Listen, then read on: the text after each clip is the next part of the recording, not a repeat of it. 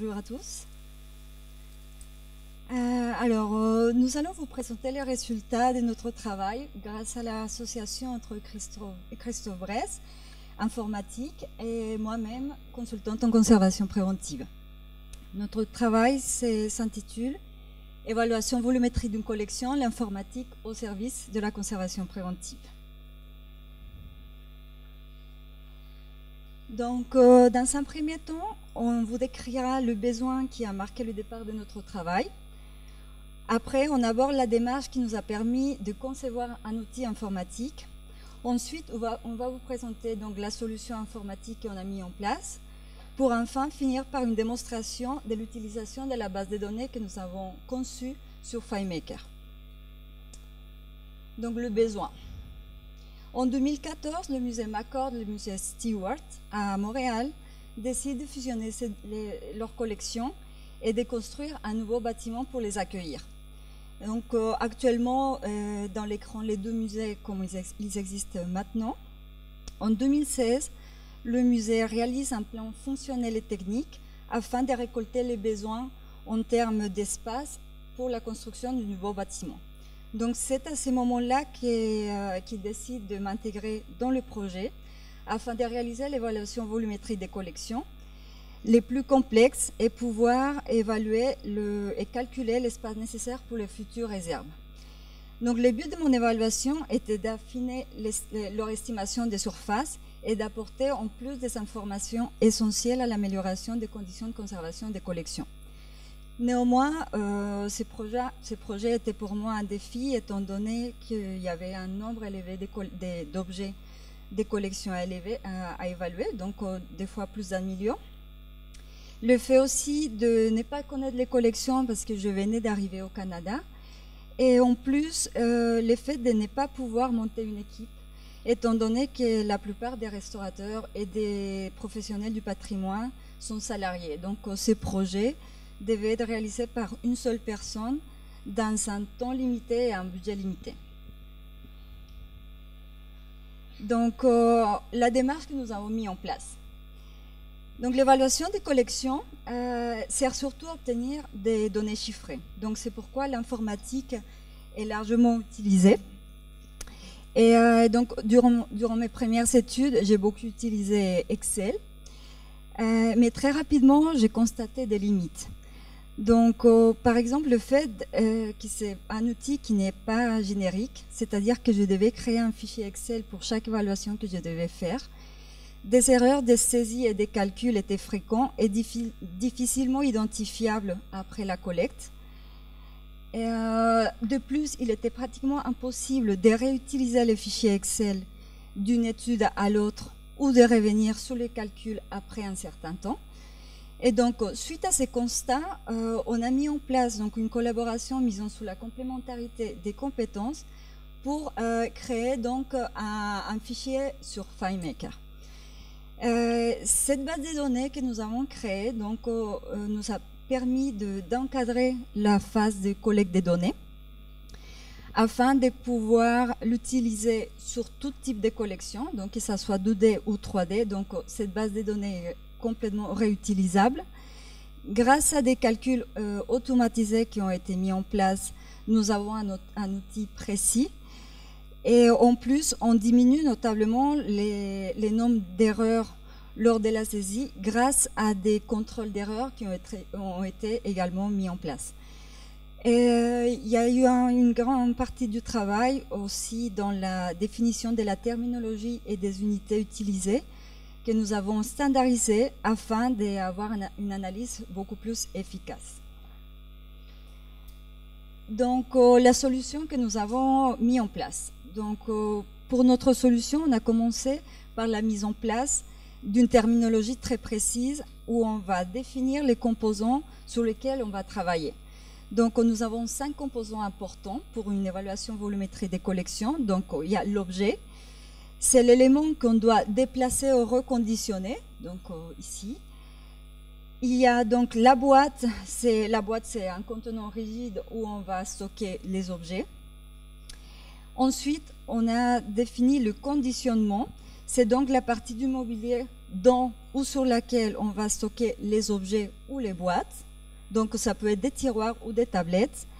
Ensuite, il y a le module qui va être un regroupement de conditionnement superposé au noteur. Et enfin, les unités de rangement, c'est un regroupement de modules juxtaposés. Bonjour. Donc moi, je vais vous présenter maintenant le modèle de données qu'on a mis en place pour cette solution. C'est le modèle que vous avez sous les yeux et qui nous permet de représenter les différents composants qu'Andrea vient de vous présenter. Donc ça nous permet de décrire ces composants et également d'établir des liens entre eux.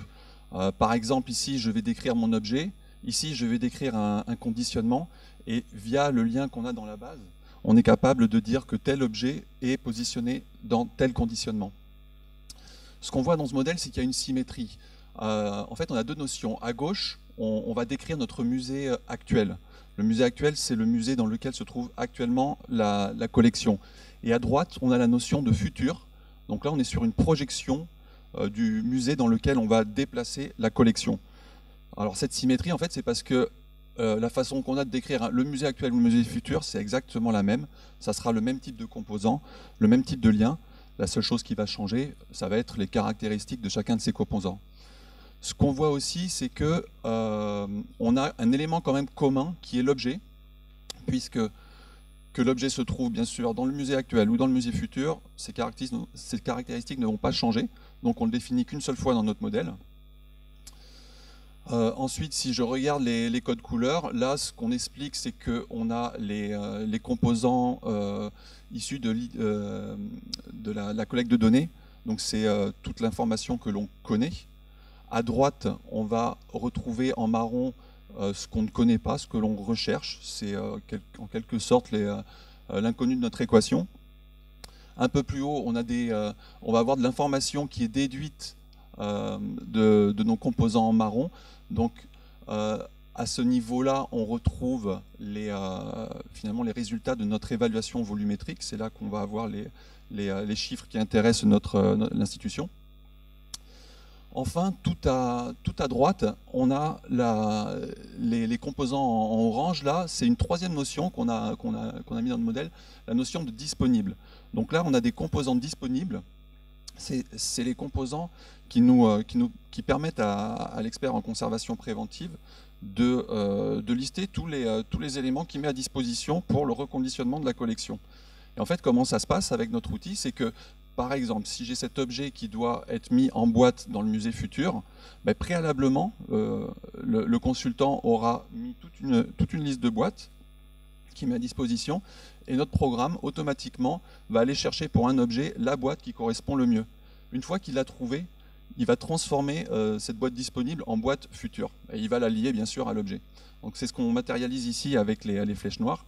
Et c'est ce que je vais vous expliquer de façon un petit peu plus dynamique dans les diapos suivantes.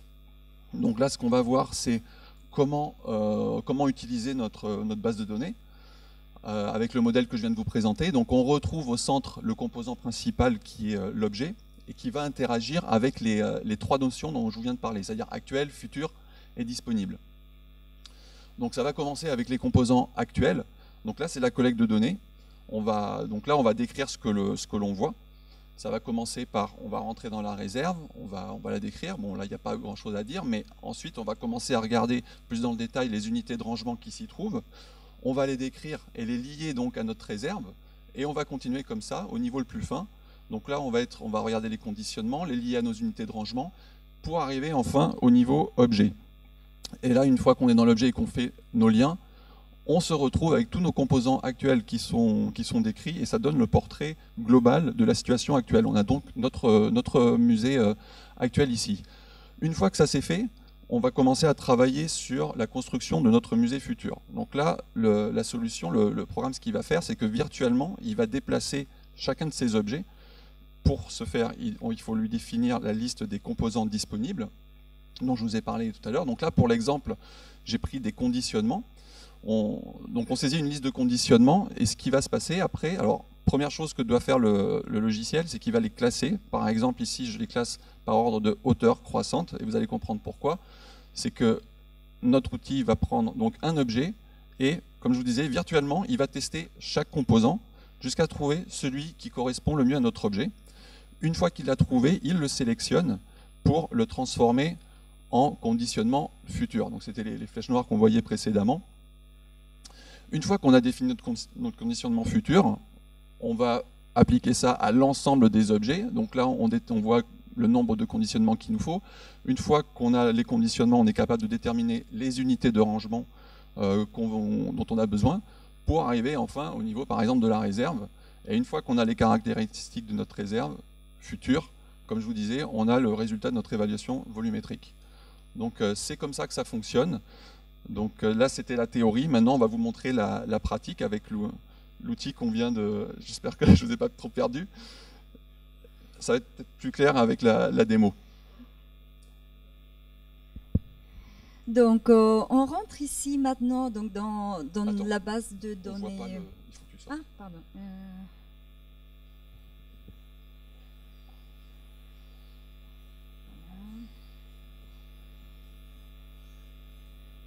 C'est ça.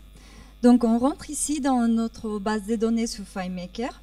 Donc, je vais maintenant vous montrer donc, les différents écrans pour les composants actuels uniquement. On va se centrer sur cette présentation uniquement sur les composants actuels.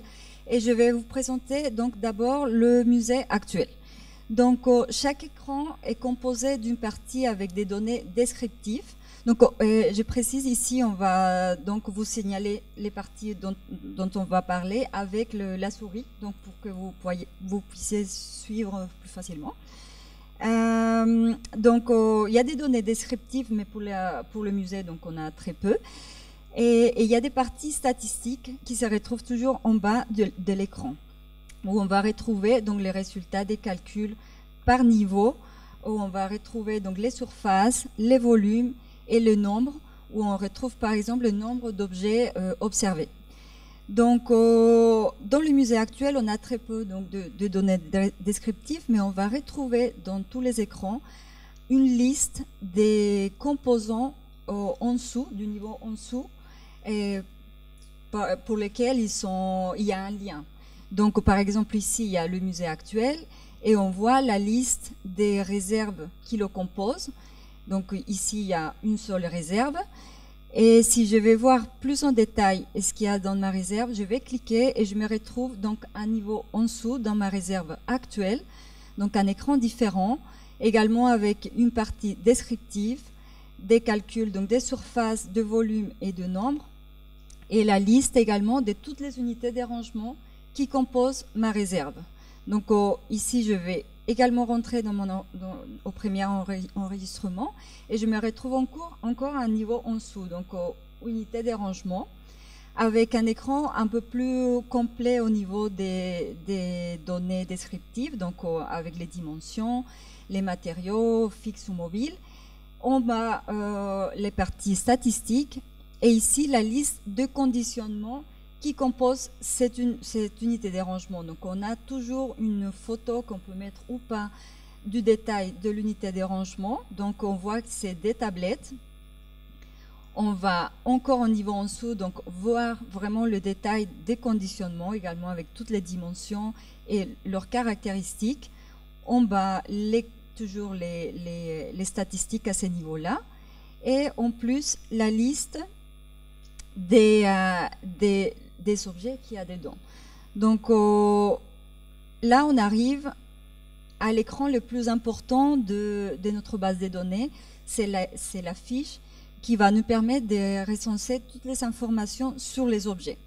Donc cet écran est divisé en 4 parties. Donc cette première partie, on l'a appelée caractéristiques de l'objet à déplacer. Donc, c'est là où on va mettre les dimensions et les données intrinsèques à l'objet, à chaque objet ou lot d'objets. Ensuite, il y a la partie emplacement actuel où on va saisir les informations s'il y a une boîte ou pas et les informations concernant le conditionnement. Ensuite, dans la partie base de notre fiche, on a la partie paramètres du déplacement. C'est ici la partie la plus importante de cette fiche parce que c'est ici en fait où l'expert en conservation préventive va pouvoir consacrer le plus de temps lors de son évaluation et de la collecte des données, puisque ici on va vraiment saisir sur place tous les paramètres de déplacement qui vont ensuite avoir une influence directe sur nos calculs automatiques par la suite. Donc, c'est ces paramètres-là qui vont nous permettre ensuite de choisir nos composants disponibles et ils vont devenir futurs. Donc, le grand avantage de cet outil, c'est qu'on peut vraiment dédier beaucoup de temps en tant que préventeur à la réflexion de tous ces paramètres qui vont avoir donc des influences directes sur nos résultats. Et on va pouvoir obtenir des résultats très rapidement. Donc, on va pouvoir jouer aussi avec les différents paramètres et voir les différents résultats qu'on va obtenir pour enfin obtenir le portrait le plus idéal de notre évaluation et le plus réaliste. Donc, ici, on va par exemple, je vais vous montrer, on va mentionner l'espacement entre les objets. On va définir si l'objet va aller dans son boîte ou pas, le type de boîte qu'il faut et en plus le conditionnement où il va être. Donc, c'est vraiment une projection de la situation future.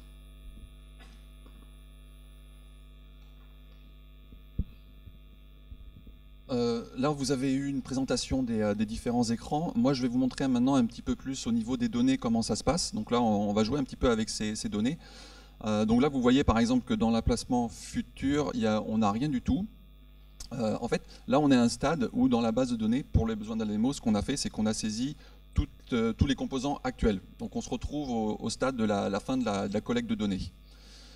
Quand on arrive à ce stade-là, première chose, c'est ce qu'on a fait, c'est qu'on a développé un script. Donc un script, c'est un programme sur FileMaker qui permet de vérifier la cohérence de ce qu'on a saisi.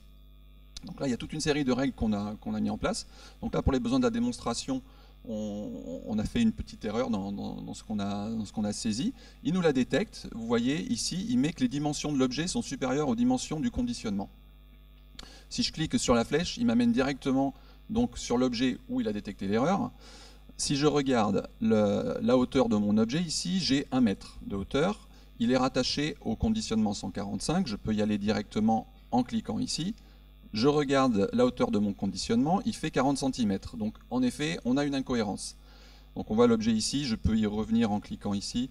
Donc là, ce qui s'est passé, quelque chose qui arrive souvent, c'est qu'on a mis un petit 0 en trop quand on a saisi. Donc là, on l'enlève et on retombe sur voilà, une hauteur de 10 cm, ce qui semble beaucoup plus cohérent.